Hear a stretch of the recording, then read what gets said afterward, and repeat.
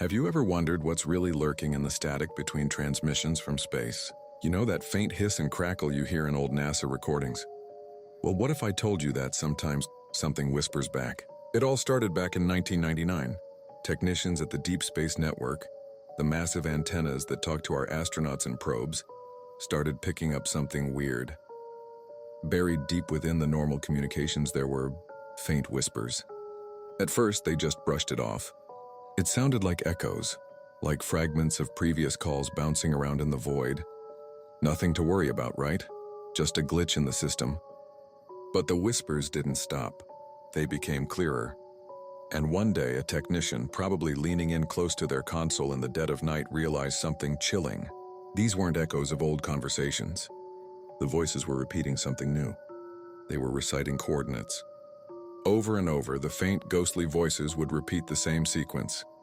29.7 degrees north, 47.3 degrees D, below the light. Panic started to set in. The team frantically searched every star chart, every planetary map, every database they had. Nothing. The coordinates didn't exist anywhere in the known solar system. It was a location that, according to our maps, simply wasn't there. Then one analyst had a crazy idea. What if the D didn't stand for degrees? What if it stood for dark? They reran the numbers, but this time, they aimed their calculations at the one place we can never see from Earth, the far side of the moon. And that's when they found it. The coordinates pointed directly to a massive, unexplored crater, permanently hidden in the lunar darkness, a place shrouded in eternal night. Officially, NASA pretended not to notice. Publicly, it was business as usual.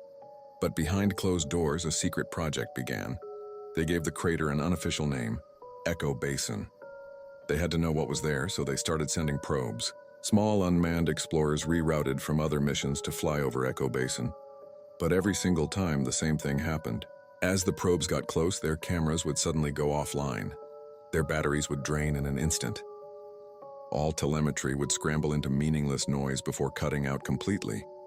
It was like something in that crater was actively defending itself, swallowing our technology whole. For years, every attempt ended in failure, until one mission. One probe, just moments before it died like all the others, managed to transmit a single, final, terrifying image. The picture was grainy, distorted by static, but it was clear enough. There, standing among the gray, lifeless rocks of the lunar surface, was a figure. It wasn't human. It wasn't rock. It was a towering silhouette made of pure, blinding light, and it was gazing upward toward the stars, as if it had been waiting for us to finally find it.